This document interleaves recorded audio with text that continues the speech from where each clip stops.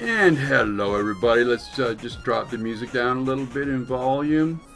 Drop it maybe a little louder tonight. Just if chat thinks it's too loud, just let me know and I'll drop it down a little bit more. But it's some funky gaming remix music that I've found, sort of scattered around, and I've pulled it all together. So we got about 9 hours of music sitting in the background here, along with a completely new album by our very own Joanna Hammond, which is some awesome stuff.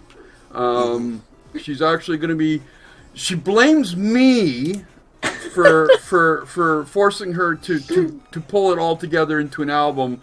So, I'm to blame when she starts making bucket loads of money. So, hey, you never know. Anyway, this is Late Night with Cranky and Friends. I am the Cranky Canuck. Otherwise known as the Cranky Canuck on Twitter, and just pretty much anywhere right now.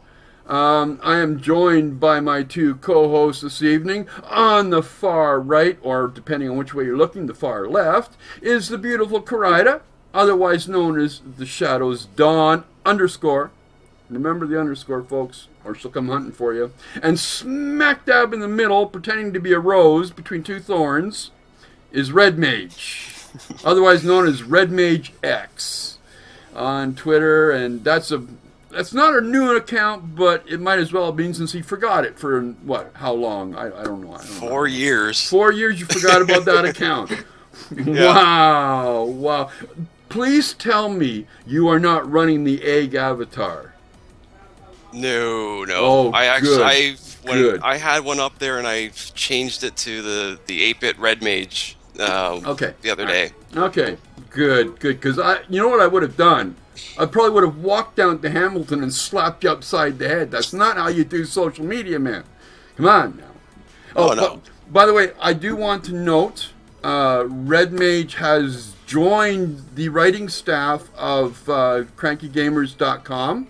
So he will be offering up his opinions and interpretation of gaming news on a regular basis over there at crankygamers.com. So make sure you check it out, because we're starting to do a push back into it now that we've got this show sort of settled down and behaving itself. It's ass-kicking time. Thank you for following your own brother. Good to see you.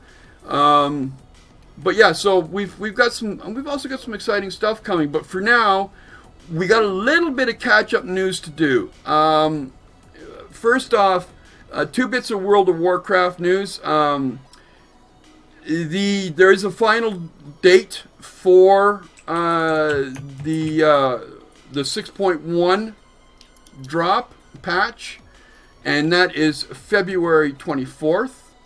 And on that date, you will suddenly be able to have an improved Blood Elf model. You'll have increased garrison functionality, and if you're colorblind, you'll really love them because they got better UI support for people with that suffer from color blindness. There's a new heirloom system, some AA and lighting tweaks, and also, of course, there's the old Twitter and selfie stick picture fucking thing. Yes.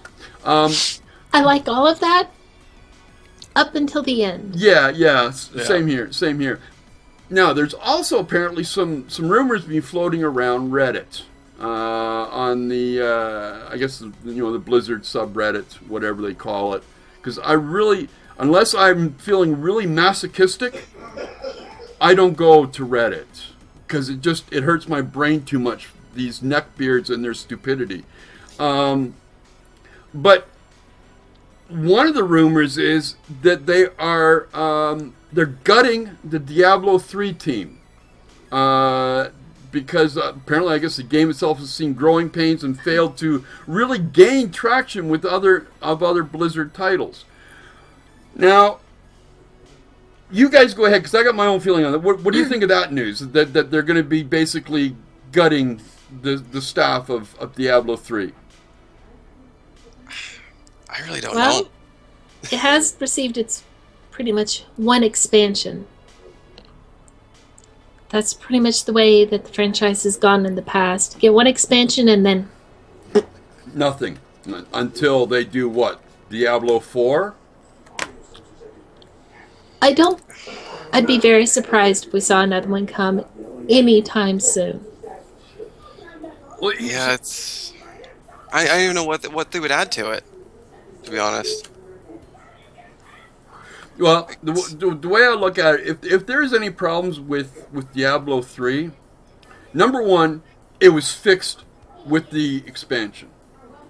Okay, Reaper of Souls made that a much better game. Now, Diablo 3 was released when Blizzard was much more influenced by EA, I believe it was. Now that they are their own company again, that's when you saw the work on the expansion. So any bad blood about Diablo 3, I'm sorry, that's at the feet of the company and at EA. That's not at the feet of the game.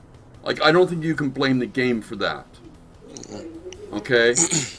Now, do I think that we'll get a Diablo 4? I hope so. I like that franchise. Like it is the epitome of the hack and slash loot type of game. When it's like WoW is the epitome of MMO.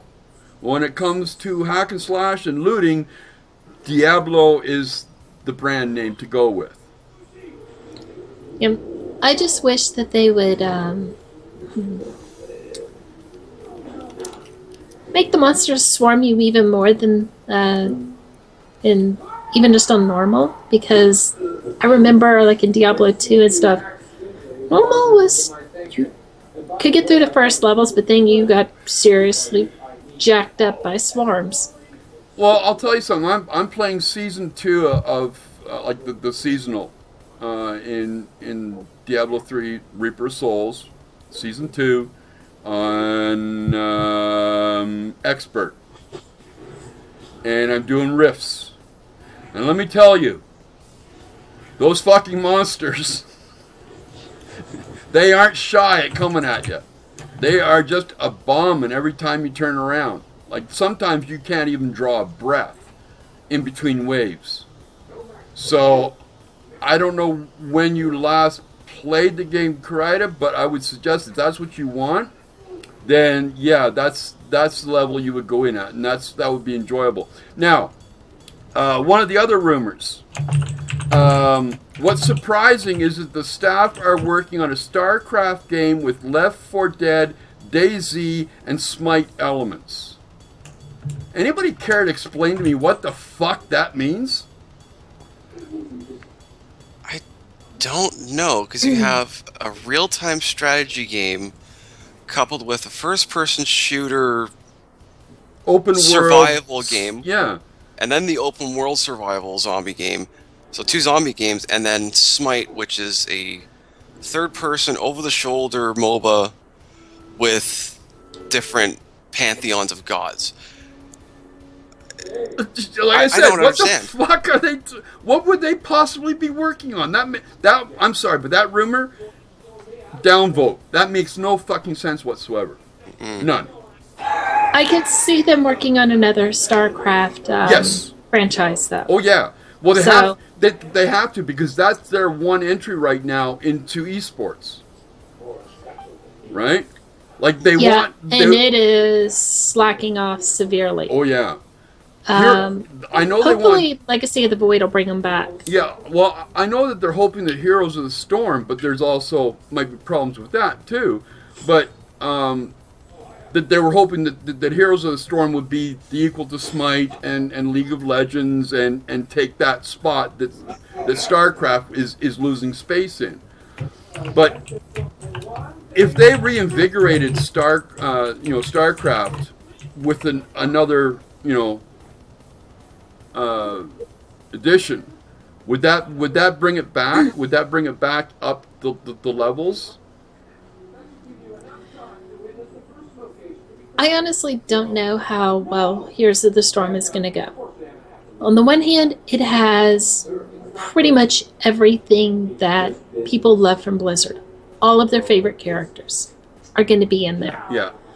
However, a lot of what helps the games thrive in the esports area, I'd say.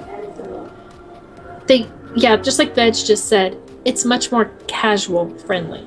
Yeah. And that, it'll appeal to some, and it'll appeal to a different type of group for it. But I do not see it getting the leverage that, like, Smite, Dota, or certainly not League of Legends level. Yeah. Well, on the idea that Heroes of the Storm is not really doing as hot as what Blizzard had hoped, out of the beta gate, there are rumors that it might actually end up being scrapped, which Blizzard is well known for doing it. If they figure it's not going to make the cut in the end, they will dump it. We saw that with what was it, Titan, and we saw that with Ghost. Warcraft Adventures. Yeah. But I actually just bought basically a coffee table book of Blizzard artwork, and in the back are concept arts from games that never even made it past concept phase. There's some interesting little nuggets in there. Yeah, they've got an amazing art team, but with Heroes of the Storm, the one thing I will say quickly is that it is more casual friendly, and the one thing that I've been noticed with it is that playing the last couple weeks on it, it's less and less about what items you got to buy at the shop. What like the League of Legends has the runes and masteries. They have a very simple talent leveling system. There's no items, and it's all objective focused. Yes, it's about killing the other team, but getting the mercenary camps, getting the towers, or the map specific objectives are a lot more important than just killing the other team. And I've seen a lot of really, really good come from behind victories in that game because of that. Well, while we're on the subject of MMOs and MOBAs and how much money that they all hope to make, I guess Riot must be making bucket loads of money from League of Legends, because I guess they're going to be going out and they're going to be creating an artificial reef in off of Australia in celebration of the Nautilus from League of Legends. Why? Because they can. Well, I think it's that, and the artificial reef they're building is kind of to help prop up a lot of the problems that Australia's had with their reefs in the aquatic life. What the article was saying is that they had Nautilus, Fizz, and Nami. And Fizz is like a little fish guy, kind of like a tiny Murloc. And Nami's like a mermaid type character. So Nautilus being this big, bulky Titan, kind of like the Big Daddies from BioShock with a big anchor as a weapon, kind of would look a little bit better and a little more of a popular character. But I think it's more so about the conservation of the environment than about what they're doing and who they chose. So it's sort of like a combination PR, good guy thing that they're doing, which it's okay. I'm glad to see companies doing that. It just kind of struck me, well, I guess really given the characters that they're based, because this was, what was this? This was surrounding a contest they had. Riot's Oceania office announced the news today following last month's Ocean Week, which tasked summoners in the region to contribute at least 275,000 points over a course of a week for a variety of prizes. To the surprise of no one, the champion-themed artificial reef stretch goal was unlocked in just 3 days, and Nautilus was voted from among 3 champions. So, I guess it's also a good way to build your community around the game. It gives you goals. It gives you bragging rights. So yeah, that's kind of, I guess that's kind of cool. It kind of struck me as a little strange, to be doing that, but Give back. Yeah, You give know, back. it's a good karma thing for them. Yeah. Yep. And they get to have something immortalized down there. True. Which, true. what, all of maybe 100 people might end up actually seeing. I just wonder if it would be big enough to see from the International Space Station. I don't think so. That would be cool. Even if Well, it's just yeah. like, if you zoomed in or got a, like, not even a telescope, but even if it was like a speck, but you could zoom in and kind of see some of the detail, I think that'd be awesome. Yeah. So, And Nautilus is a big enough guy that they could theoretically do it. yeah, I guess so. Maybe he'll rise up out of the ocean at some point, and, and Well, he is the terror of the depths. Yes. It's new Godzilla coming up. Going from one huge terror to a small furry terror, you actually made the connection for me the other night when we were talking about Mass Effects and how it links back to Baldur's Gate through one little itty-bitty furry character, the hamster. Now, how itty-bitty is, I don't know, because he's supposed to be a space hamster. But anyway, apparently, Boo, which is the name of the hamster, and his buddy, how do you pronounce that? Minsk. Minsk. Will be playing a big role in Neverwinter's Elemental Evil expansion when it hits on March 17th. One of the most beloved and memorable duos in D&D gaming history, Minsk and Boo are pretty much welcome anywhere they go. Despite his small size, Minsk contends that his animal companion is a miniature giant space hamster. The giant space hamster being an actual creature from a role-playing game, going back even further, Spelljammer's settings. So, I never played Neverwinter. I know of the game, and it's of the MMO variety, isn't it? Correct. Okay. Now, apparently designed as part of the Wizards of the Coast Spring Elemental Evil Dungeons & Dragons theme, Neverwinter's Elemental Evils introduces a huge chunk of fresh playable content, add the Paladin character class, and up the game's level cap from 60 to 70. The PC expansion will also be available on the Xbox One version when it launches later this year.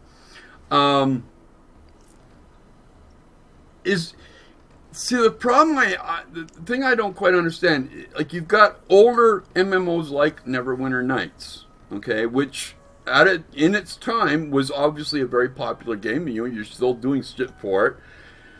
Are expansions like, the Elemental Evil enough to bring back people? Like, I don't imagine it would bring them back to the same level that Warlords of Draenor brought back WoWers. Right. I think it's more of like, especially with the new character class, because all you had really was a fighter or a cleric. You didn't really have anything that combined the two like the paladin does. So that may be enough to draw some people back to play that style of character. The time with Minsk and Boo, for me, it's a nostalgia trip, because like Minsk is not the most mentally stable character. As you can tell, he's talking with this hamster. Like, I think one of his lines when in attacking in Baldur's Gate was, "Go for the eyes, Boo! Go for the eyes!" All I could imagine is him taking the hamster and tossing it at whatever he's going after. But it might be enough to bring people back. Like, I'm actually going to reinstall Neverwinter for this, just to kind of get my toes back into it, because I've got a level 40 rogue. But I don't know about the overall population, if it's going to make a huge spike. Did you ever play Neverwinter Nights, Karada? I played Neverwinter Nights back long time ago. But what this particular expansion is for Neverwinter, the new MMO thing that came out just a couple of years ago. Oh, so there's a difference. Yeah, There is Neverwinter a Nights. big difference. Neverwinter Nights 1 and 2 are basically like your Knights of the Old Republic, Baldur's Gate style game, single player. But they like Skyrim and other games have a huge mod community because you could just build your own campaigns like a D&D adventure. Oh yeah. And Neverwinter is free to play. Okay. But of Welcome, course, with a Leatherneck. lot of little microtransactions to really get you. Yeah. Oh, great. Just love the microtransactions. Pisses me off. While we're talking, and like, we all games seem to have their strange characters. And one of the ones in the Nintendo universe is Tingle. Apparently, I've never heard the name before, but apparently, I guess he's quite the very strange character in Legends of Zelda. The Majora's Mask. He's a man in his mid-30s who wears a green fairy suit. He's presumed by some, incorrectly as it turns out, to be gay. He is one of Nintendo's most unusual characters. This author had a chance to sit down and talk with Zelda creator, what's his name? Eiji Aonuma? E.G. Aonuma? Aonuma? Something like that. Who says, I guess the heart of the character, there is a little bit of a gag kind of feeling to it. It's talking through a translator. The way the design of the character started is that we needed to think about how the character, the player, would get access to maps in the game. Now, typically when you're in a game, it's like you hit a button and up comes your map. It's like or you get pieces to it as you go through the game. What they did was, of course, you could go with a situation where as soon as he sees an area, you just open your map, blah, and it fills in for you. But apparently, I guess Nintendo wanted to do something a little different. So they thought, what if you had to buy maps? Then suddenly we needed a character that you would be buying the maps from. We ultimately ended up with a character here that had a little bit of humor into him that came from thinking, what sort of person would sell a map? And, well, we decided it would be the kind of person who makes the map. Well, yeah, that's kind of a logical conclusion. And the way he makes a map is by floating through the air so that he can see the contours of the land and draw them. So Tingle is basically a flying cartographer, or a floating cartographer, with a very strange outfit on, who looks like he's a repressed 12-year-old in a 30-year-old body. Am I getting close to what this is? Pretty much. Okay, all right. The Zelda Wiki notes that Tingle is more popular outside of America than in it. In 2004, IGN's GameCube site launched a Die Tingle Die Die campaign, dubbing the character far too annoying for the Zelda series. Tingle would star in his own game, the silly Zelda parody adventure, Freshly Picked Tingle's Rosy Rupee Land. What? Yeah. I'm glad I missed this. Well, it is Japan. It's like, you should be right up your alley, Kryda. Do you know how much stuff Japan does and we go, what the fuck? But anyway, the game never came to America, even though it was translated to English for its European release. This author apparently had played it and was fascinated by it and dubbed it the meanest game Nintendo ever made. In 2006, Gay Gamer named Tingle as the gayest character in video games. I'm not sure that's a title you want. But anyway, no, the designer was asked, and basically he said, well, is he gay? Is Tingle gay? And Aonuma said he is not gay. He's just an odd person. Fooled me. Now, here's a quick little, 1, 2, 3 question, and same goes for chat too. Of all the games you've played, what is the weirdest fucking character, NPC or otherwise, that you have seen in a game you've played? This one right here. Tingle? Tingle. They don't, talking about it, they don't really do it justice.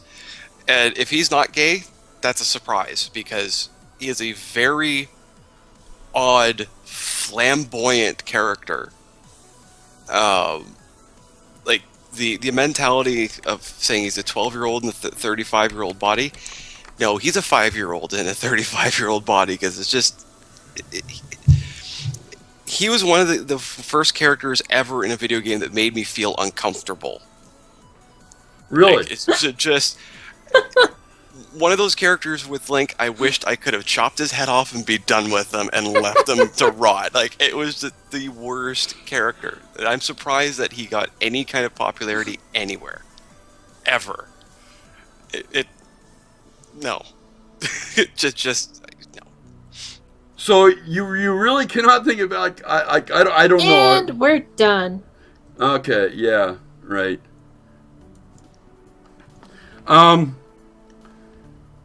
So yeah, I'm not. I've got no knowledge of this character, so I really can't judge other than what he does look fucking strange from the images that I see.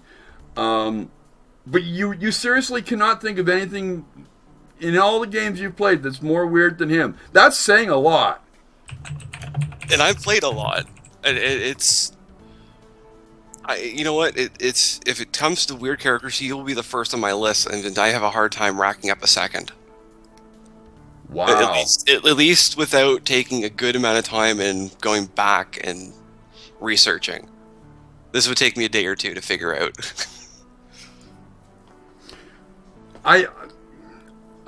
I'm trying to think of... See, I really don't get involved that heavily with games that I remember things like irritating characters. I guess because I don't spend long enough within a game to become, I don't want to say intimately knowledgeable of all the characters involved. And that's a weakness on my part. I know, because I'm missing out on a lot of what a game can offer. Do you think that people that, like, I guess this kind of goes with the speedrunner thing too, is that people who basically blast through games, are they missing a lot of what a game has to offer? Like, if they had just slowed down and enjoyed the whole, like, more of the game, rather than trying to be the first to a certain level or the first to achieve a certain thing, but rather instead, like, really play the game, are they missing something?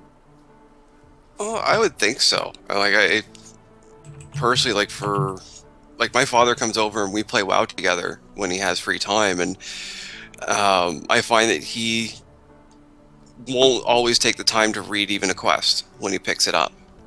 So then, it's kind of a really simple example. He's like, oh, okay, I don't know what I'm doing. Well, pull your quest up. What does it tell you to do? And in a lot of ways, like for playing a game like Dragon Age, I'll play it for the first time fully through, reading everything, hearing all the voice acting, getting the story. And if I play it a second time, I'm ripping through it, because I'm doing it specifically to play a different way or a different style. So I just absolutely think that people who are doing these speedrunning, if they have never played the game, they're missing it. They're not getting the story. They're not paying attention to, the kind of finer details that the developers spent the time putting in. And, it's just kind of a waste of the time and money to even do that. What do you think, Coretta? Sorry, I got a little sidetracked by wandering chat. Yeah, I know.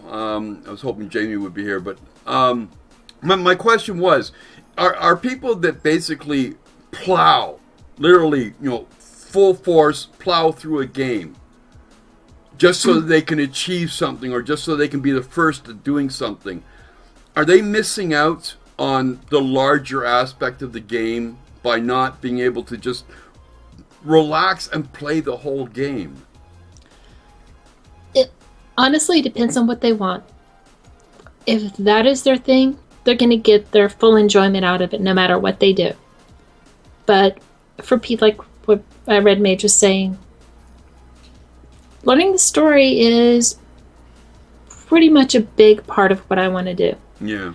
Now, I will admit, like, WoW, I don't have the patience to just sit and read all of the quests or whatever. I'm like, I don't care. I just want to go beat shit up. If I get lost of what I need to do, I pull my quest up and look at it then. Yeah. What was it? I think it was Creeping Death says, to do a speed run, you have to play the game at least once. Well, yeah, but speeds, like, this is the thing I don't quite understand about people who speed run through games. And I'm not talking about the speed runner game, right? I'm talking about people that speed run through a game to go from point A to the end. Bang. Is that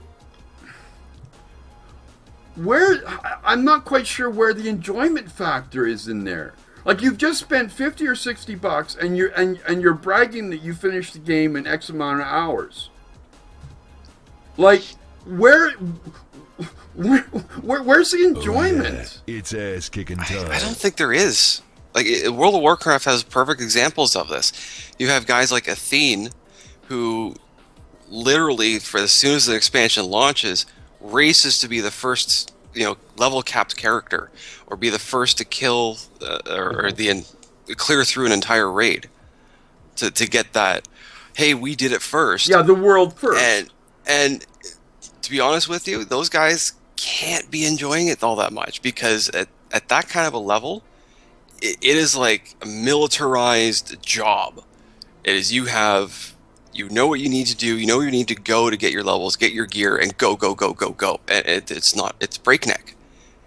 Like me, I took 2-3 weeks to hit level 100 and enjoyed the ride. And then I just moved on to another character and did the same, and saw I played Horde and Alliance in this expansion to see the whole story and why. Well, Electric Dwarf does make a valid point. It doesn't really matter how someone plays a game. It matters that they're having fun in their own way. Whatever floats their boat. Now, he also says, and I want some clarification on this, Electric Dwarf. What about the extremes on the other end of the spectrum? So, kind of clarify your point on that, Electric Dwarf, so that we can... I see what he's talking about. There's a guy who got to level 90 without leaving the starting zone for the Pandaren race in World of Warcraft, because he wanted to create a completely neutral character. Because once you leave, I remember that one. Yes. Yeah, because once you leave the area, you have to choose Alliance or Horde, and he didn't want to do either. So he spent, I think, 1.5 years picking herbs. What the fuck? He leveled by picking herbs. I'm not kidding, and I'm like, nope. You know what? I would never do it. No. I would kill myself. No, I would too, yes. But props to him for the dedication and the resolve to see it through. Yeah. That is unreal. A lot of these things come down to, like what Senor Bolsa said, competition. We love to compete in just about anything. So all the speed running is just another way for us to compete at our games. It's just like the arcades it's and the bragging high scoreboard. rights. Yeah. It's pretty much the new high scoreboard. Pretty much when you talk competition and we get into the esports thing of it, esports has been big in South Korea and the Asian countries and in China. And they're big events. They are becoming extremely big events in the States now, to the point that even ESPN is looking at doing coverage of them. And when ESPN gets involved, you kind of hit mainstream. Yep. We can kind of thank Riot for that. Yeah. But one country that really never had, they might have had teams, but they never had a presence in the tournament level, was Britain. That's going to change very shortly. As it turns out, in March, UK Esports will take the first steps in the long road live event success with the opening of their first esport arena. View Cinemas has partnered with Gfinity to transform part of the View Fulham Broadway multiplex into a dedicated 600-person esport venue to be called the Gfinity Arena. The venue can accommodate more than 1,000 people over the course of a weekend and more than 25,000 throughout a season.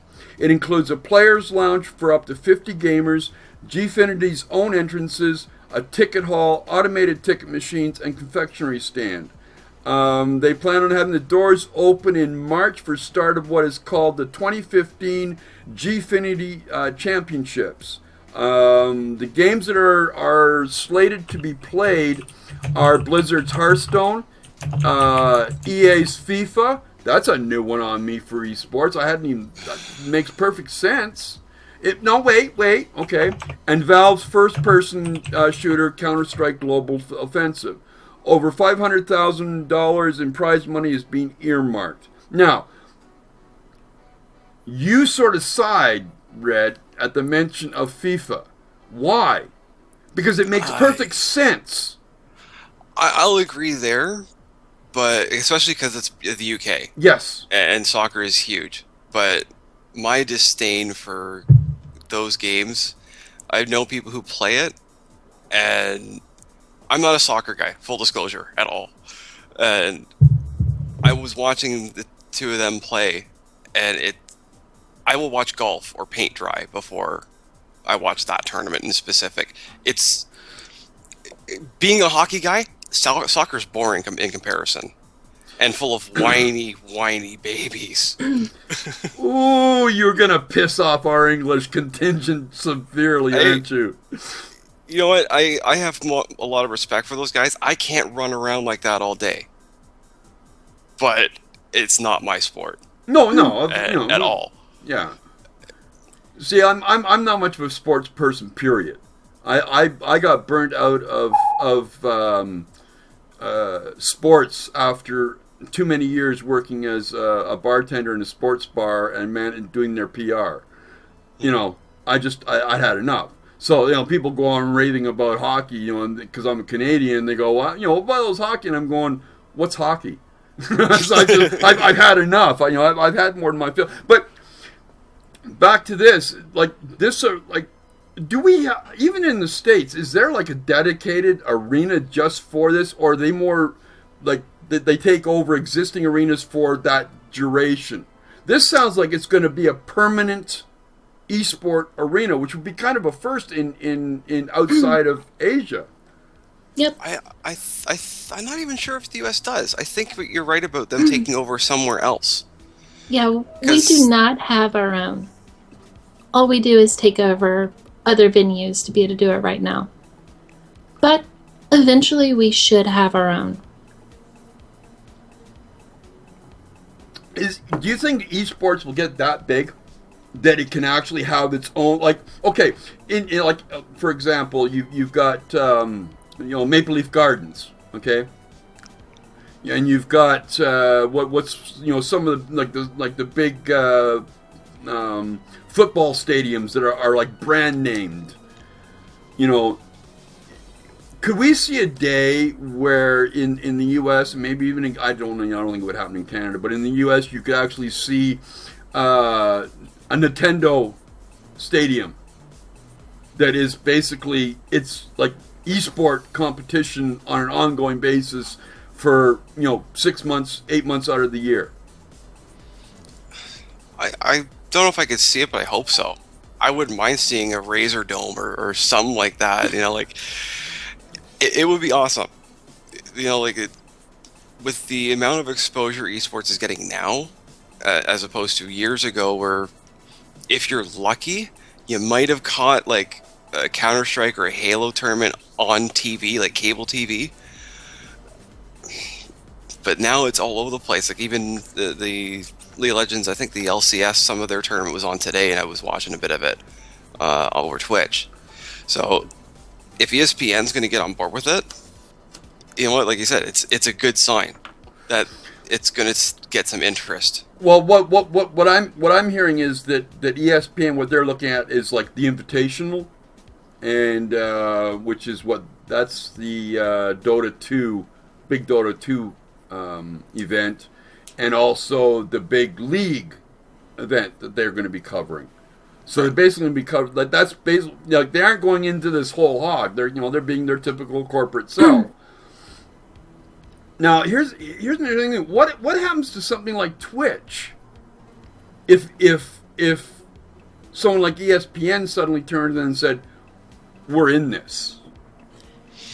They're going to need some of the Twitch personalities to be able to pull it off, because they're going to need people that know the games to be able to actually commentate them. Otherwise, no one's going to care.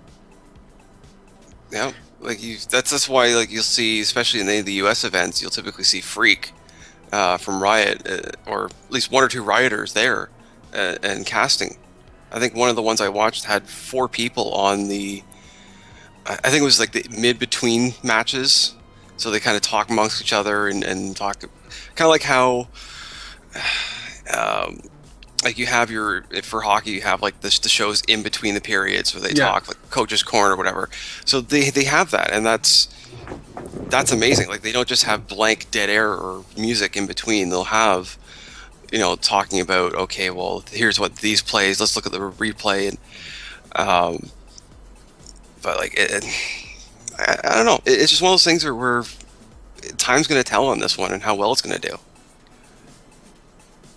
I personally think that chances are we will see, probably not probably within the next 5 years, but shortly thereafter, you'll see more of the sports networks climbing on board. But I think Twitch has something that all of them don't have, and that's this. That's the streamers. They don't have that. They don't have that. They're a big corporate money-making machine whose only interest is how much advertising dollars they can wrap around something. Okay? At least with Twitch, you've got people that live and breathe this shit. Okay? Like, whether you are a streamer, you live and breathe your games. You know your games.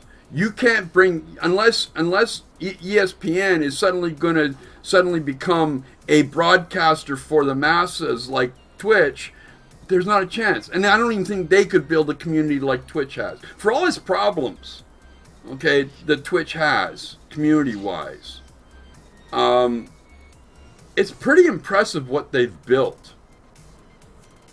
And I think when it comes to promoting esports, covering esports, because I know that when the next couple of esport events coming up, I'm covering it, and I'm going to have co-hosts, and we're going to be talking about it. We're going to be talking about it as it's happening, right? And so I think the community is more important around this than the big bucks worry about the advertising dollar. And I think it's going to be better for esports in the long run if they don't try and pull in the big bucks. Go with things like Twitch. Go with even YouTube. Like, fuck. At least they understand the mentality of the modern, gaming, well, the modern video world more than someone like, CNN or ESPN or any one of those. Like, am I off base here, either of you, or do you think that's like a good solid ground? No, I actually think, and you just gave me this idea, if ESPN's going to go into this, what the smart thing to do is to simulcast, like say, Riot's hosted Twitch stream. If they do that, they don't have to invest in their own broadcasters or shoutcasters. They got people who know the game. They got people who know the terminology that they can explain it to the public who are uninitiated to the game, and still have a quality product. Because what they're doing now on Twitch is perfectly fine the way it is in terms of production value. And if they do that, I think they'll have a winning combination. because they're not going to have someone who's going to talk out of their ass and not know what they're talking about and still be able to get this out to a greater, wider public. What do you think, Kryda? Just had the same problem again. Yeah, I know. The chat's being a little silly tonight, so I'm trying to, Hey, Foosh, good to see you, buddy. Wow, first time, eh? Do you think that? Oh yeah, it's ass kicking Thanks time. for the follow, dude. That Twitch has a better handle on being able to promote esports than a big corporate entertainment unit like ESPN or any other news network. For now. I say that simply because if a big sports group did want to be able to get in on it, they could afford to hire the casters that are out there for it. And they'll probably take it because it'd be some good money.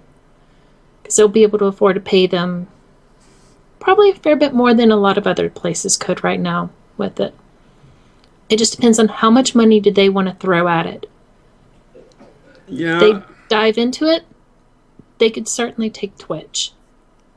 But getting the community to migrate over there, because right now with Twitch, we have the ability to sit there and talk to each other in the chat channel about the game that's going on. Yeah. Like to me, Granted, it is typically full of trollish bullshit, but it is what it is. And then, but you've also got people like Creeping Death, who says they will turn to something gamers will hate. Why would they hate it? Is it because it's too corporate? It doesn't have that community feel to it, or is it just too suit and tie for gamers?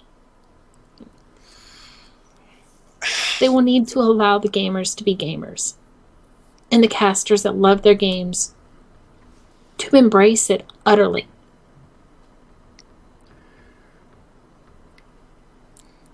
Yeah, I just think that I'm not sure what the concern would be there, because it could be that they're, like I said earlier, they could get people who are doing like the color commentary for the game or the match and be fumbling over themselves because they don't know what they're doing if they don't go the route of getting people who know the game, who know the people invested in it, the players, all that. Like, you wouldn't take Bill Gates, who probably is not a huge sports fan, and throw him into the Maple Leafs announcer box for a night, because he wouldn't know what the hell he's doing. So why would you do the same thing here? And I think that would be my main concern, is they do that wrong. If they do nothing else right, they need to get people who know what they're talking about, and that should at least carry it. Okay. The other thing that they may try to do is get their people brought up to speed on it, but that will not work because we're going to know. If they are not passionate about it and they're just regurgitating crap, the gamers are going to know. Mm-hmm. I mean, we've already seen it with some of the casters that they've gotten. It's like, you really don't know the game. You know just enough to be able to say what's needed. And they get reamed up one side and down the other. I think it was Calendros who said that the ESPN coverage was just a mirror of the Riot feed for one of the events. For the Worlds last year. Yeah, I see that. Like, so that doesn't work. Oh, I don't know how solves the issue of them having to get the casters. Yeah, it's exactly what I said. I didn't even realize that they did that. So, again, it's going to be a winning combination for them because, again, you get people who know the game, people who know the players and the teams, the people who are not going to sound like they don't belong behind the desk. How can you go wrong? Yeah. I came across a rather weird I think it's rather strange comment. It was made by veteran game developer Brenda Romero, and she was speaking at DICE, and Romero called Mojang's open world builder a revolutionary game that served as a reboot of the graphics arm race. It literally reset projects. There were massive projects in the works that got rebooted entirely because of Minecraft. Gameplay matters. What happened in the players' heads matter. Minecraft, at least in my experiencing, is just shockingly unprecedented. And this is basically coming in with the title of what the hell was the title on this? Minecraft may have saved the game industry from itself. I think she's giving Minecraft is a power unto itself. I'm not denying that, but I think she's giving it too much credit.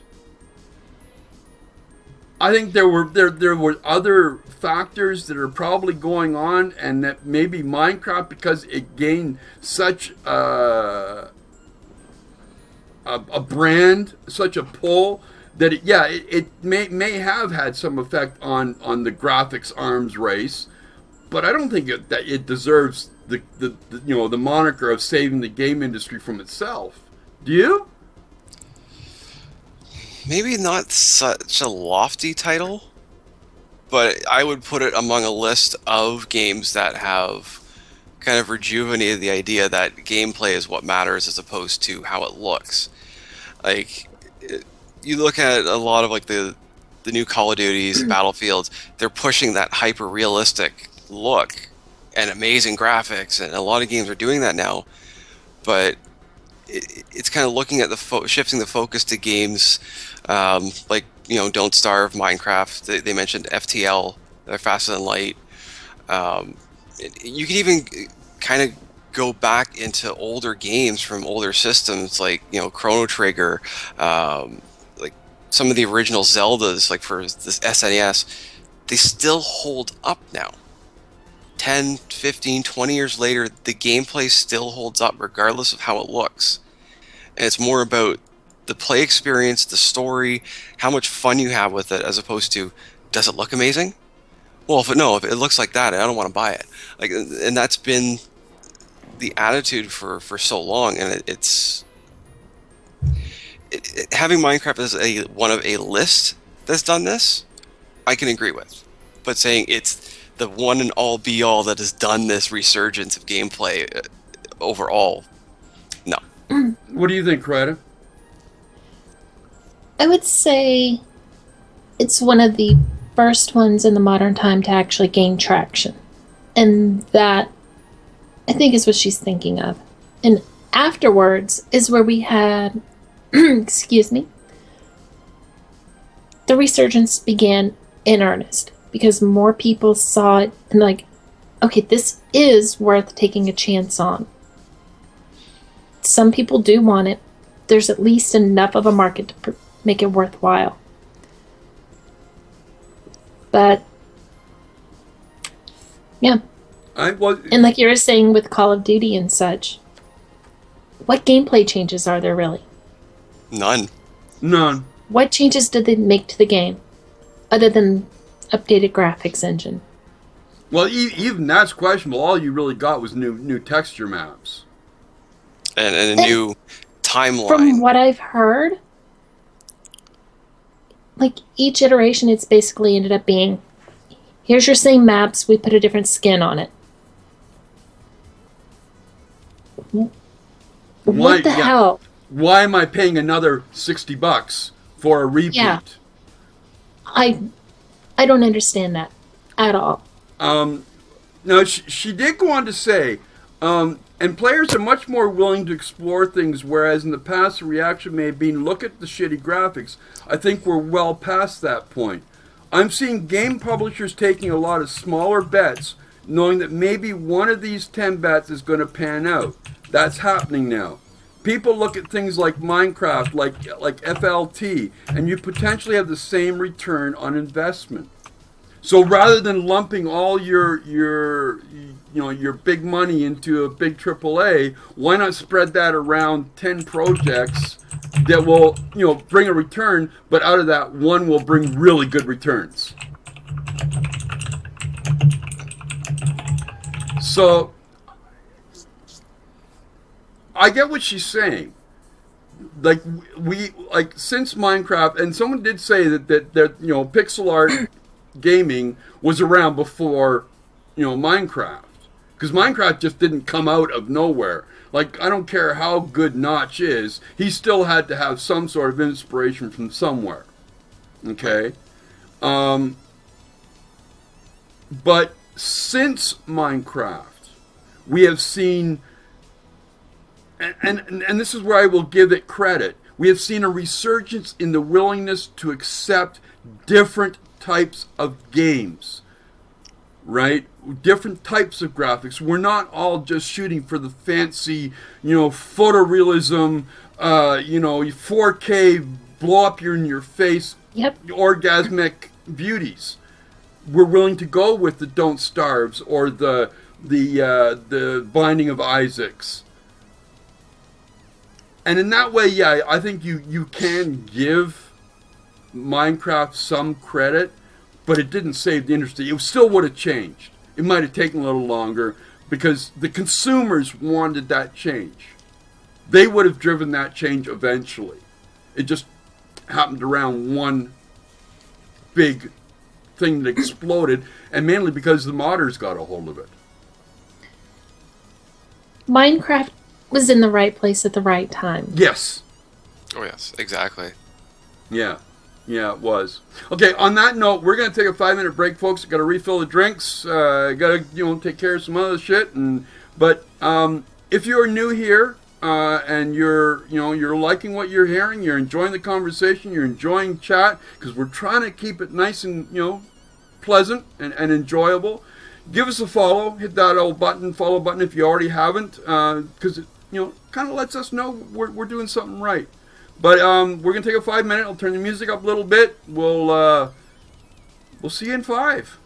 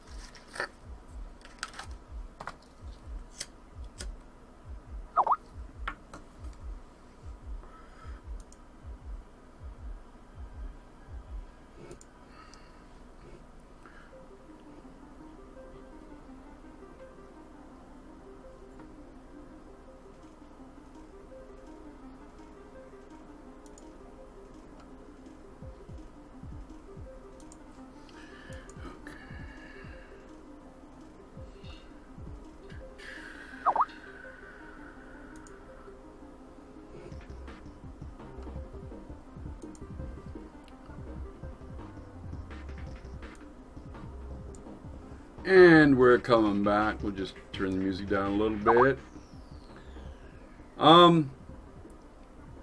As much as I just want to clarify something here too, as far as chat is concerned. We don't mind if you guys have fun, okay? But you seriously, we're here to talk about something that we enjoy. We're not here to make fun of people. We're not here to... Oh. I guess it would help if I turn my mic on, right? Yep, because I was just... I turned my mic off as well, and I was just waiting for you to hear you speak. I will go back to this. I just want to say something about chat. Oh, I just did that on stream. You did? Oh dear. Don't worry about it. Bitch. You guys are generally. I love chat. You guys are some of the greatest chat I've seen. But every once in a while, some of you seem to think it's fine to make fun of the hosts, and I'm sorry, that's not going to be tolerated. It's just not. So, you know, let's keep it nice. Let's keep it everything cool, and have an enjoyable conversation. That's the whole point of this. Now, keeping in you know, willing to go a little bit deeper than a lot of subjects. We have up a video from the PBS Game Show YouTube channel, where they examine the NPC, like the non-player characters in games, and racism. Now I'm gonna put the video up. Actually, I'll probably make it a little bit bigger, so just give me a second here, just so it's a little easier for everybody to see.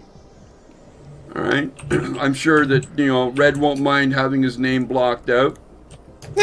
Yeah, so people can see. This is a little bit of a long video, but we'll chop it up and we'll discuss it as it goes along. So let's talk about why are NPCs still racist?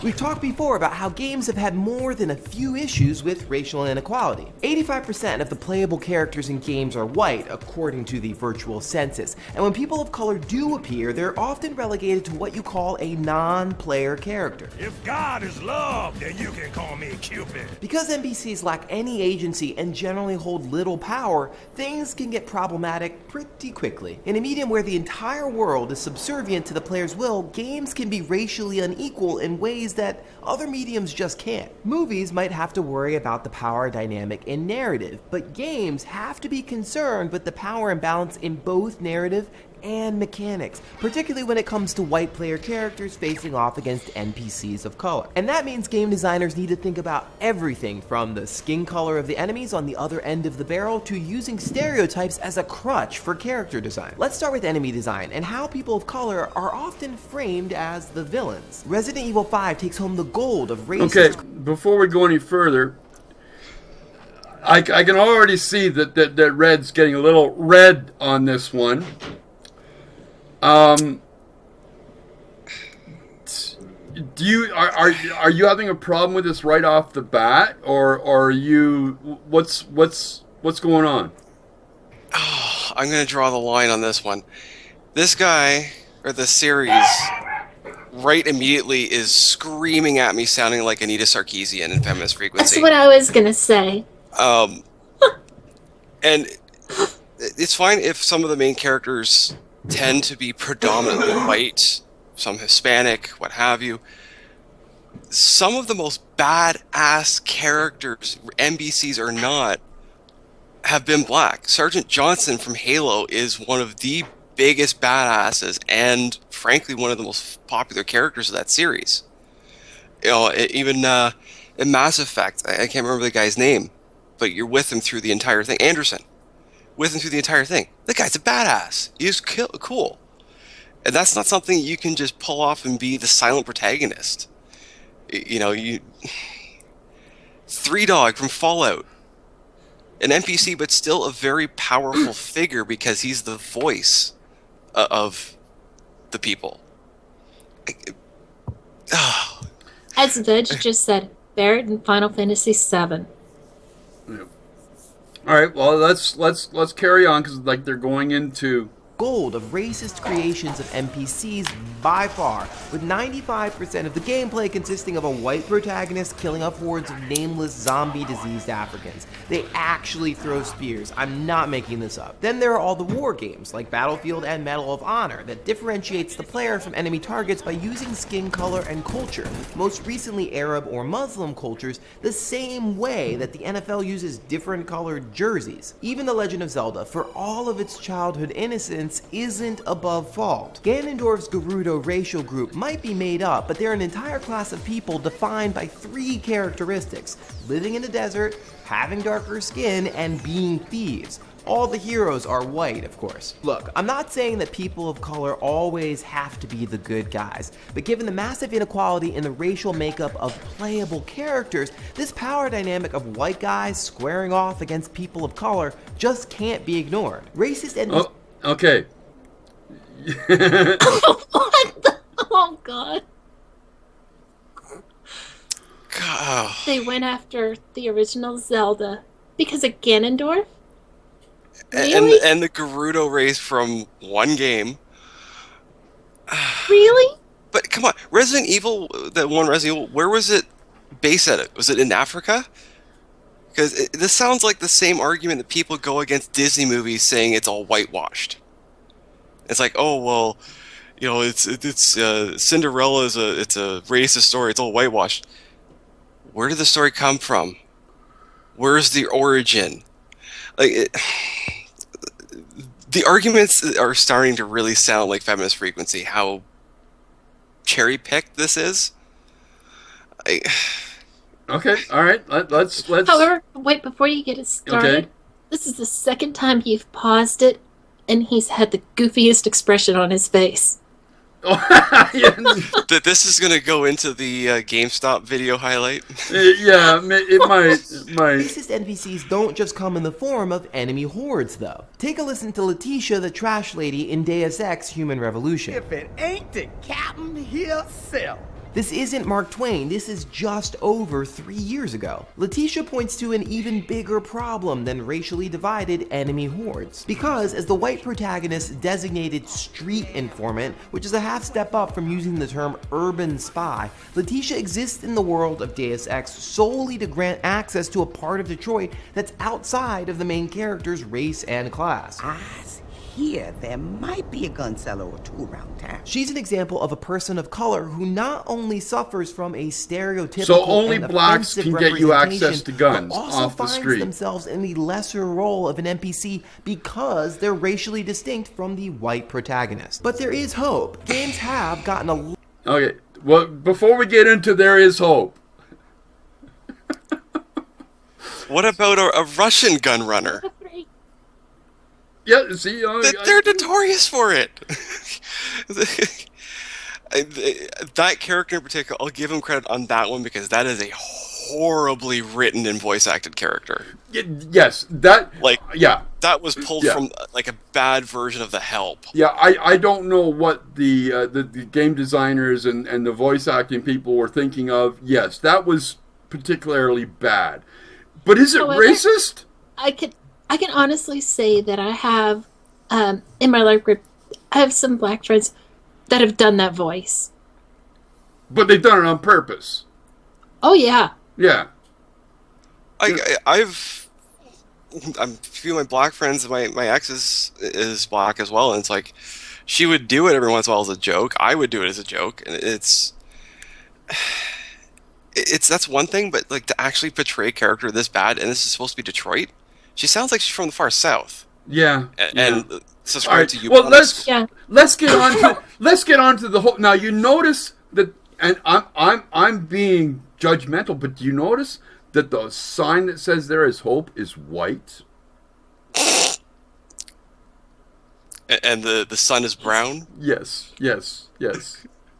gotten a lot better overall. In the 2013 Assassin's Creed DLC Freedom Cry, a black protagonist is the driving force in a story focusing on the slave trade. It's still DLC, but hey, we're getting there. Yet even Freedom Cry inadvertently uses racist mechanics, dehumanizing the slave NPCs by essentially rendering the ones you liberate a nameless resource for experience points. So there's progress, but it's tricky, as all progress is, especially when conventional mechanics often get in the way of a humanizing narrative. But there are still persistent and more indirect issues we need to address, like the shift from offensive stereotypes to tokenism. In movies and television, you'll recognize tokenism as the black best friend problem. A white protagonist has a black friend who show them the ways of the world in quirky ethnic ways. It's an important observation and possibly more relevant to gaming than movies. Even when games do include characters of color, tokenism tends to rear its ugly head. BioShock Infinite, while appealing to the social injustice narrative, ostensibly renders racial inequality a gritty conflict for the gritty white protagonist to solve with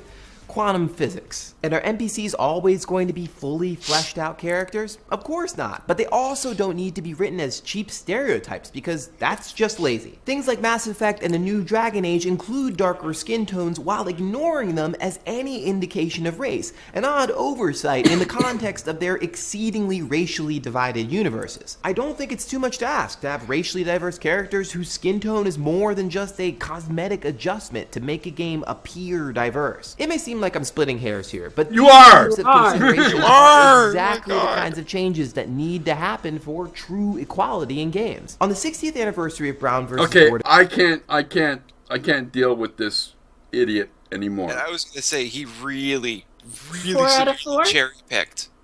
He cherry-picked on BioShock Infinite because the racial tension is with the American whites, the blacks, which aren't as prominent, and Irish. If you were black or Irish, you were discriminated against. Irish are white, European race, which we in North America are primarily descended from. So, They're pretty much whiter than most of us. And that scene is a black man and I think a white woman who are in love with together and they get caught. I always throw the baseball at the guy who's on stage hosting the thing. Just because. You know, it was a white guy, black girl. So I felt like because of my relationship at the time, that was me up there. So like, screw you, I'm going to throw the baseball in your face instead, see how you like it. So, okay, here's the question. We've used terms like cherry picking and just outright laughter at what he's having to say, but 2 points. Is he even remotely correct on some level, or are we, or is the, I will say this, the non-gaming world being too fucking sensitive about the things that we play? I think he does have valid points. Yeah, he has a valid point because there is that the bad stereotype. There is the tokenism, which I love the fact they used the South Park example of the character Token that they used to poke fun at that whole idea. But I agree, it's yes on both. Some people take things a little too seriously, and I think they do kind of have to cherry pick, and I use the term because they literally are doing that. They have to find those little instances where it's really bad. Not all games are like this, and that's why we're not seeing a whole wide variety here.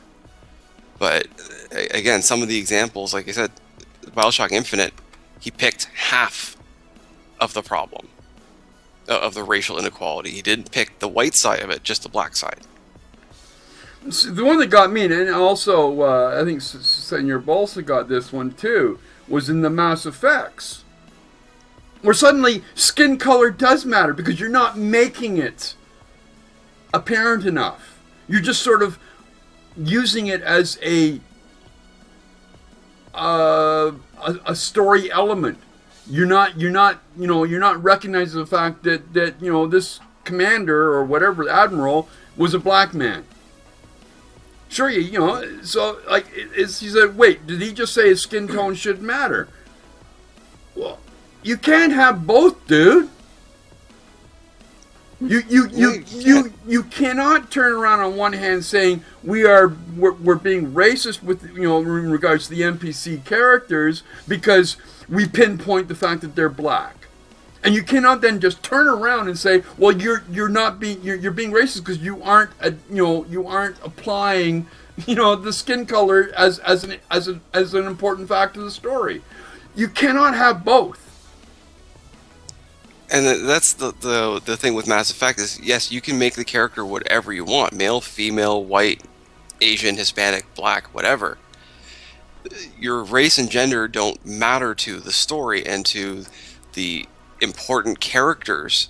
Like, Admiral Anderson is a very critical character, and at one point, if you choose it, can be the humanity's representative for the Council.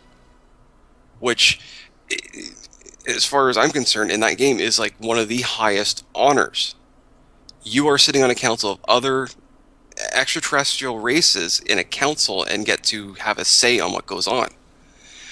So, like, to kind of gloss over that altogether and then say, "Oh, you can change your skin tone," it doesn't really matter in the game. Like, okay, you know, Empty Vials made a good point. Here's what I want to know statistically: how many African Americans in the U.S. have not bought a Call of Duty or Assassin's Creed just because the protagonist is white? Do they even care? If they care, should we then call that racism? And exactly. And the other thing that he pointed out, and I didn't mention earlier, is all these, like the Call of Duty, all of these games where they, you know, put you against whatever the relevant threat is in the culture right now. ISIS, Al-Qaeda, like all that has been prevalent in our minds, and that's why they go to that well, because they're the new foreign enemy. When Call of Duty started, they started in World War II, World War I, the Nazis. You know, like, so you're going to have that opposing force. And I think, was it Black Ops 2 was, it was South American, it was Hispanic. You know, so it wasn't Middle Eastern, it was a different group. And it's not racist, it's that this is the region where they come from. This is, you know, like, are we going to say that it was racist to use Nazis as an enemy in almost every World War II game? No, because that's who it was that you were fighting. Yep. Like, it is. It's like, okay. okay. It's absurd. GTA, okay? Grand Theft Auto. All through, it is one of, you know, it's set in, you know, basically a typical, you know, U.S. city full of violence and craziness, and yet no one's upset when the protagonist goes out and kills white hookers. Mm-hmm. You know, and no one, and there's an equal share of white and black hookers. There's an equal share of white and black people in that game. Like, and that's a violent game, and you are a white protagonist.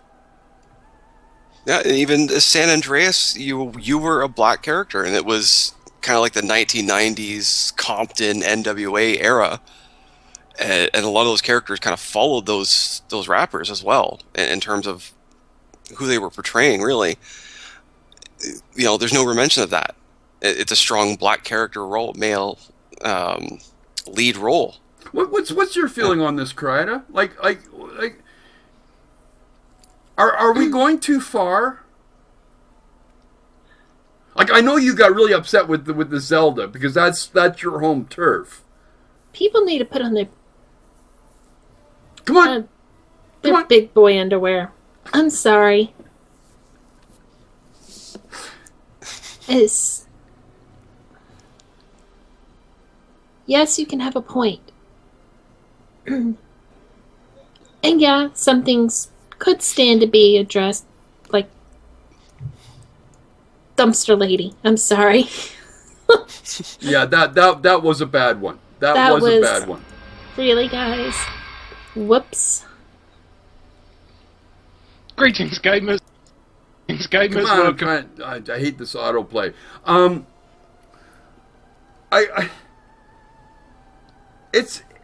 why is it that we like? Okay, gaming is about having fun, about enjoying your time spent just playing a game. That's what it's about. Why are we suddenly being forced to fight for the equality of the world that really doesn't fucking matter when you're sitting in front of the computer screen and playing a game that is not harming anybody? Like, at what point do we stop with this fucking political correctness and just accept the world for what it is? It's not perfect. You cannot make the games representative of a perfect world that will never exist. Well, exactly. Even we'll go with the movie idea. When the Matrix, when they were, and at one point they were talking about when they built the Matrix, and they built it as a perfect utopian world. No one believed it. They rejected it because a perfect society, a perfect world does not exist. There are always going to be bad people or people who are mentally unstable and don't have it under control, or people who are just racist, bigot, sexist, whatever. That's not going to change. Like, Awesome has a point here. Like, what is it? 90% of all jokes in games are made at the expense of white male characters. You can't make a joke about a woman or you're sexist. You can't make a joke about a black person or you're racist. The only group that it's okay to make a joke about is the white male. Which is a double standard. You know, if, you know, I can be the butt of a joke, but, you know, one of my best friends who's black, I can't make a joke about him or some random person. Like, I understand that there's the whole problem with racism in the world, and I'm with them. I hate it. It's a matter of fact that if it's a joke, it's a joke, especially in like a video game. Let a joke be a joke. You know, it doesn't have to be you don't have to play the race card or the sexist card or, you know, like all these stupid political correct bullcrap. Like, let it be what it is. If it's funny, it's part of the story. Who cares? It's a game. And no matter what you do to try to be inclusive or correct, our games are going to pretty much, every game has a villain. So whoever's the one getting shit on is going to be the ones that are going to be complaining. No matter how we do it. Yeah, pretty much. So what are we going to do? Just have mamby-pamby games to play where nobody's feelings are hurt? That sounds boring as fuck. Yeah, agreed. And, you know, like, I'm sorry, I don't play games to be bored. I play games to go out and fucking murder and slaughter and shoot and blow up shit and you know, just have a good time. I don't want to play any political, you know, correctness fucking shit things. That's not what that's just, we all deal enough with that within our real lives. Right? We don't need to deal with it when we are just trying to enjoy some private time, whether it be on, you know, even multiplayer. It's still private time where you're not having to deal with the real world shit. It's time to chill, have fun, and relax. Don't make me have to, you know, be something that I don't want to be. Now, we have talked about the Stomping Lands being bye. One of the other games that was very recently, people were starting to get really worried about, because it hit really fast, and then suddenly it was silence, and that was Spin Tires. Now, Spin Tires is an off-road truck simulator that just literally blew up on Steam last year. Literally blew up. It was all over the place. It was like top of the list. It was top of sales. It was doing great. And then all of a sudden, the publisher Uvi, which is based in Gorleston, Great Yarmouth, got accused of withholding money owed to the creator of the game, Russian programmer Pavel Zagrabnel. Forget it. They went dark. There was literally no communication coming out of Ovi at all. And this made a lot of people that had bought into the game worried that, yeah, we've got like another Stomping Lands or another, mess on our hands that we're gonna get screwed with. Now, I do have, just so you know the game we're talking about here, they have released, let me just pull this up real quick. They released like a promo video of the game. Eurogamer.net has anyway, and let's just give you an idea. This is what you're looking at. Gamers, welcome to Eurogamer. Apologies if you got a big close-up of my face just then. I was finishing off writing an email and set the... normally it takes like 60 seconds for the stream to start, but it started almost instantaneously. I don't care about that. To do quickly. Sorry. I'm not playing the whole thing. I got a spare code for... We'll be here all night. Yeah. I offered it around Eurogamer, and no one had time to accept it. So I will be giving a free code, a free copy of this game, this drive. So my differential lock is on at the moment, which means basically with differential lock on, it means both your tyres move at the same speed. Oh. Which is not very fast. If they don't move at the same speed, then I believe it's a little bit harder to navigate the mud, but also with... I killed it. Oh no! It's basically a game about driving... Differential lock on. Vehicles. Now, you wouldn't think that this would take off. Necessary. Think I've learned that one, Flop Man. But this is how I it imagine did. Driving one of these in real life as well, since I had 2003 WX. I think I'd drive these a hell of a lot worse in real life. Uh-oh. I thought it was a deer for a second. He's just basically driving around. Hit a tree. I am damaging my truck quite severely at the moment. Let's get my different... I guess really I can't say much about not understanding it, considering some of the stuff that I do like.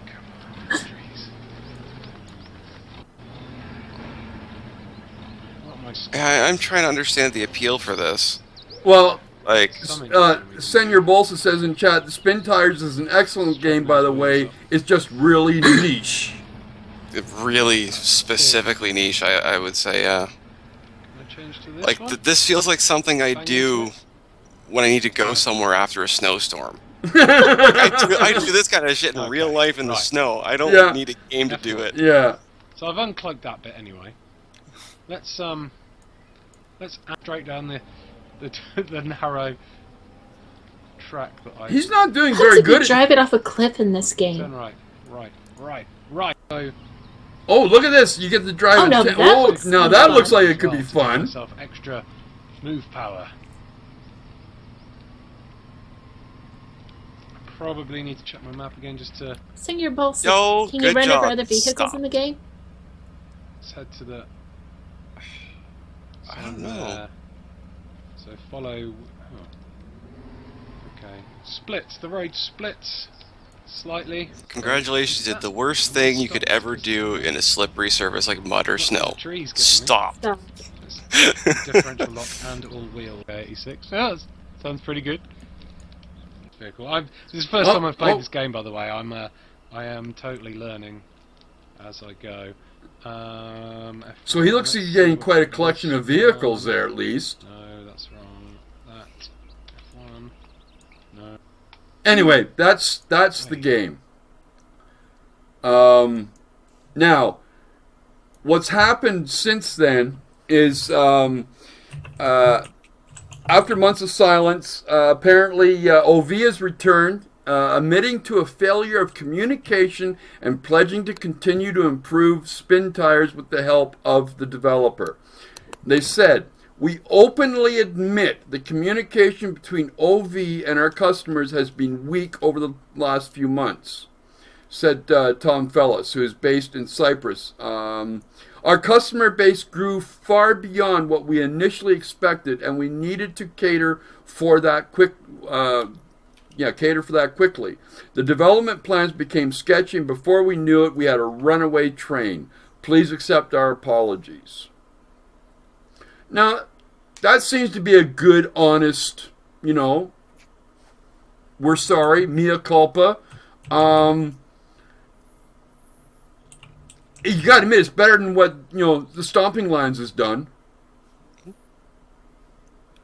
Do you think that kind of and now, like, since Senor Bolsa has the game, like, do you think this kind of response from a publisher and a developer can bring back the player, bring back the customer?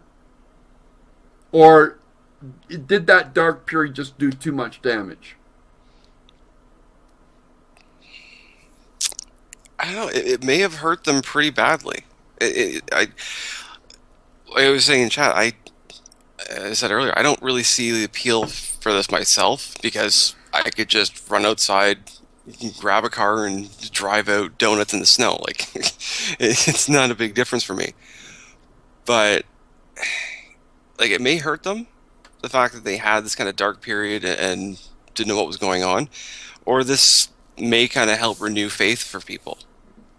Or alternatively, it could also just say people are going to kind of continue to support, but be very wary and tentative with it. It's hard to really say.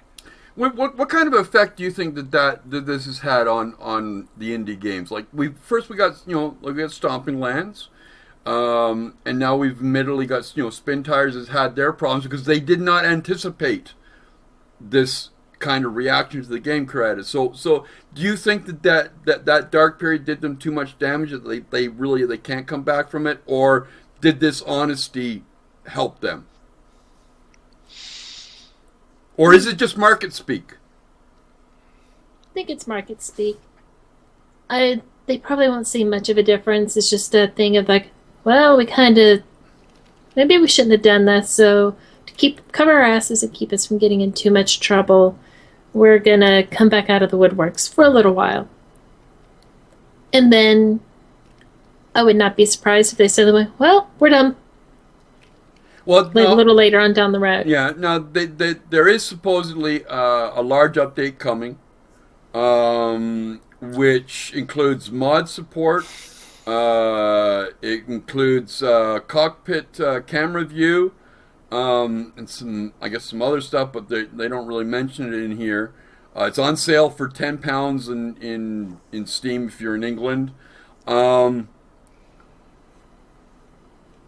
Granted, I'm with you, Red Mage, and I imagine Cryer, this isn't really a game up your alley. And it wasn't so much the game itself; it was what happened with the game and the developers that that was more of an interest to me. I'd like to hope that it isn't market speak. I really would.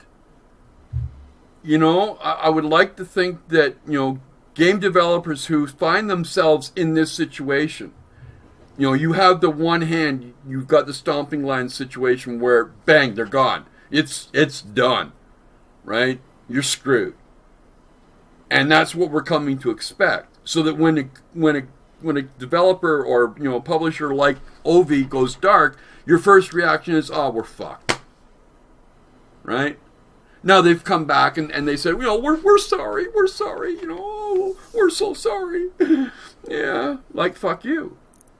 Like, I don't know. I'm with you, Cry. I think this is market speak. I really do.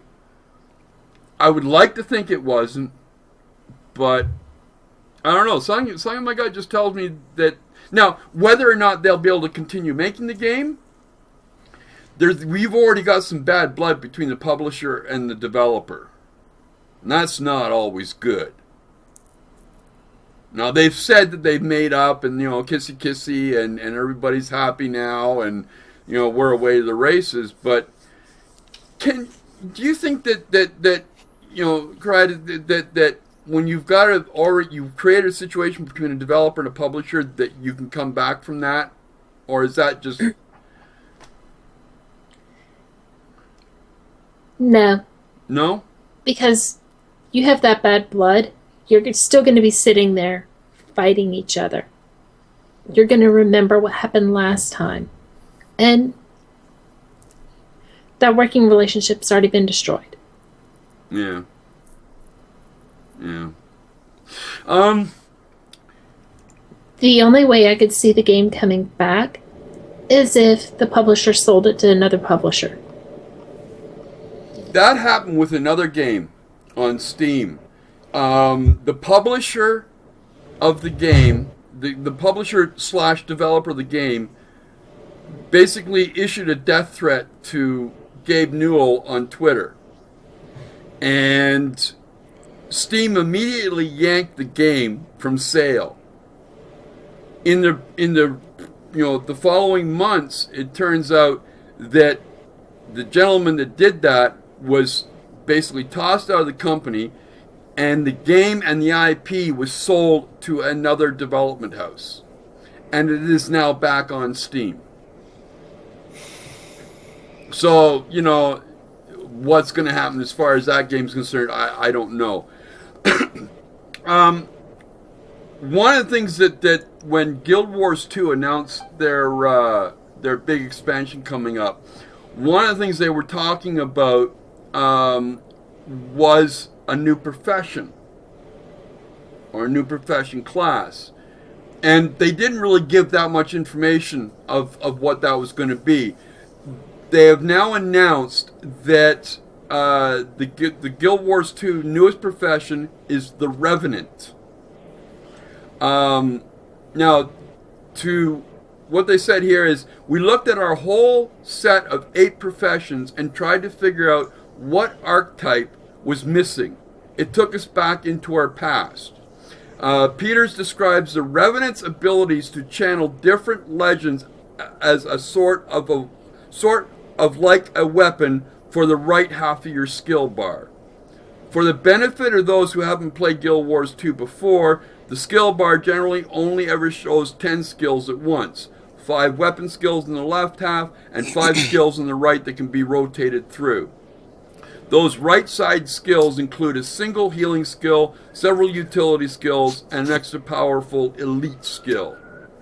So they're basically they're letting you go into a new profession that will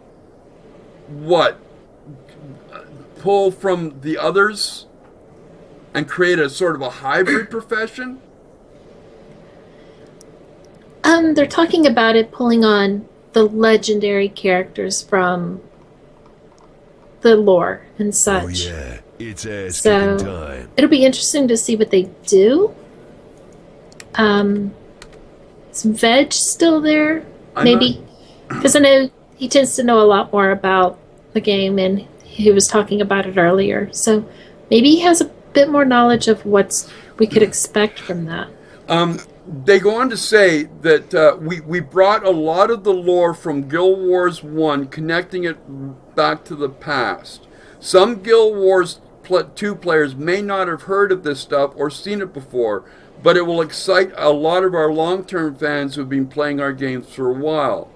When a Revenant calls upon a power of Jalus, for example, they'll be transformed into what Crotchner calls a dwarf brawler kind of playstyle. They'll be a tank in a massively multiplayer sense of being able to take a lot of damage. They'll also be incredibly aggressive. So in other words, the playstyle is going to be even more mutable than it already is in Guild Wars 2. That's what it sounds like.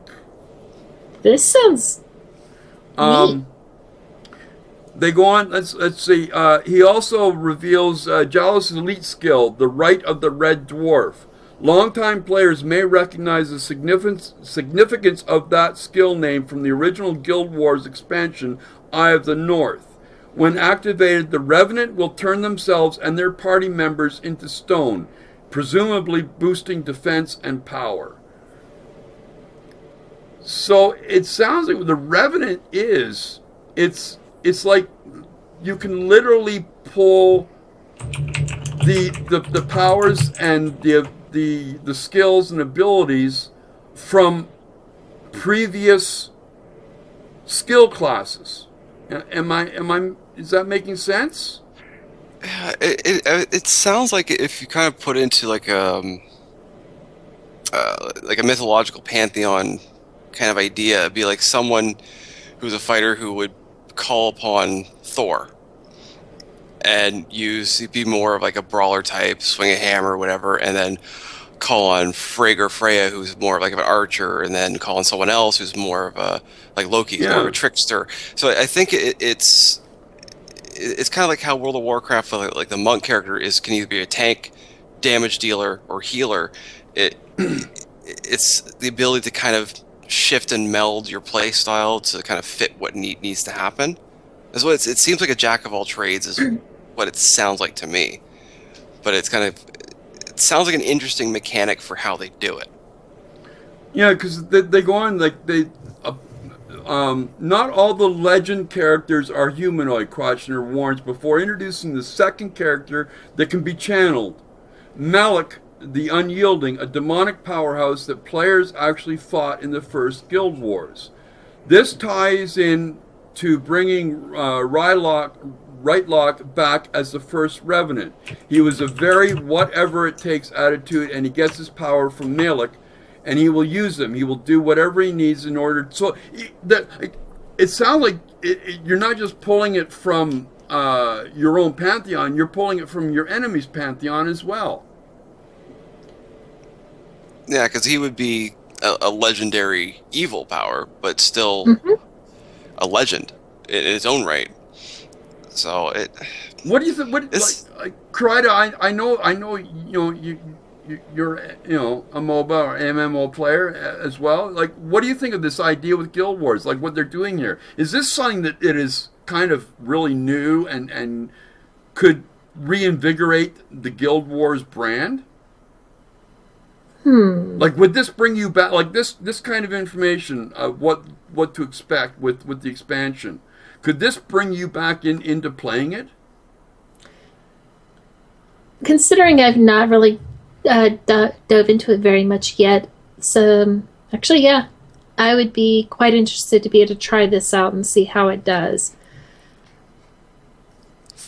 It sounds like something that if they do well, it's going to be a lot of fun. Because they have considering the classes and stuff are already a bit fluid in the role that you play them in,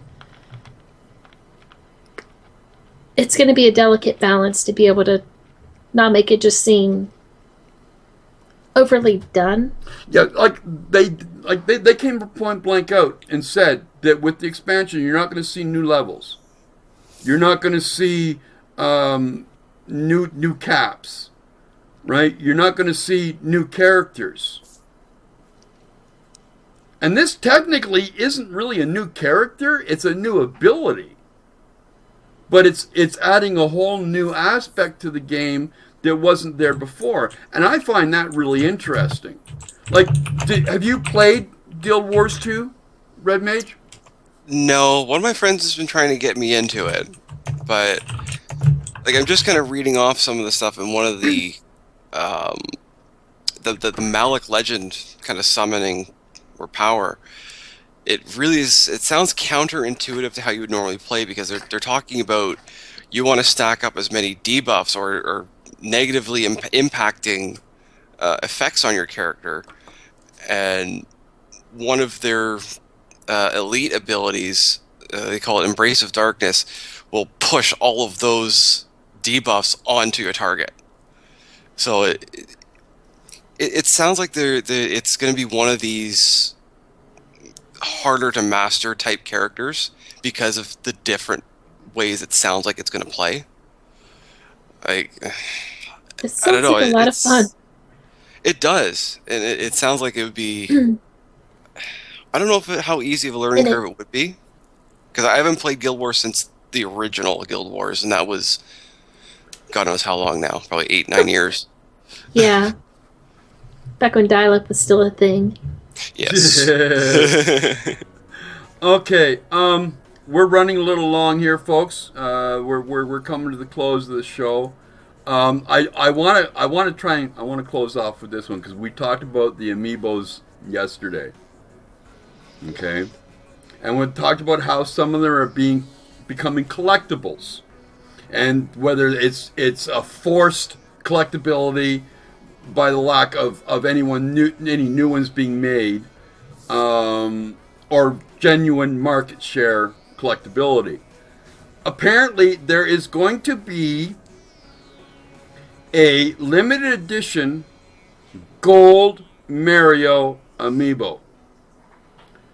Available only at, get this, chat, it's only going to be available at Walmart.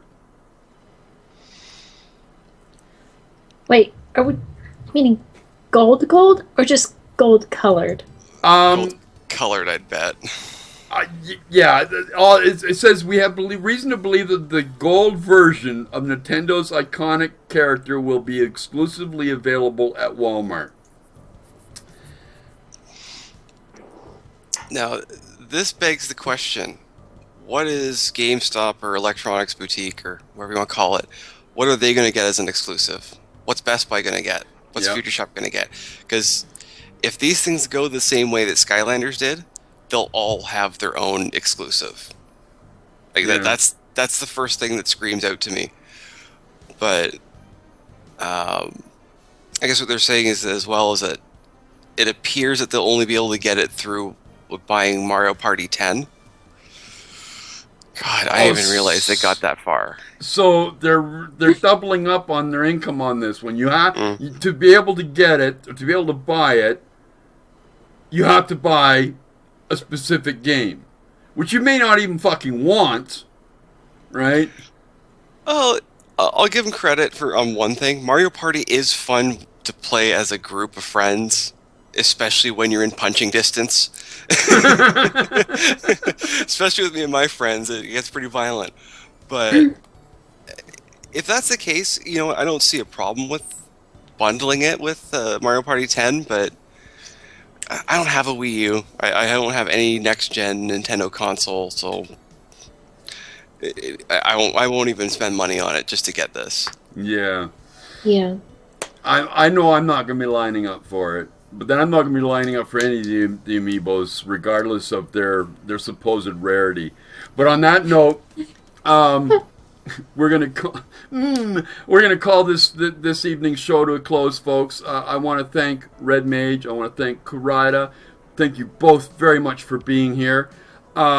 If you like the show, you like what you've heard, and you've enjoyed the conversation, you've enjoyed the chat, which we try our damnedest to keep civil and fun to be in, please consider hitting the follow button if you already haven't, and because that lets us know that, hey man, we might actually be on something here. So hit the old button there, and if you want to show us a little bit more support, there's your donation button down there as well. And seriously, this stuff ain't cheap, folks. It still costs money. But on that note, I will say goodnight to Red Mage. I will say goodnight to Kurida. I will say goodnight to you fantastic people in chat. And we will see you tomorrow again at 12 a.m. for another episode of Late Night with Cranky and Friends. But remember, the most important two words you can possibly think of are game on.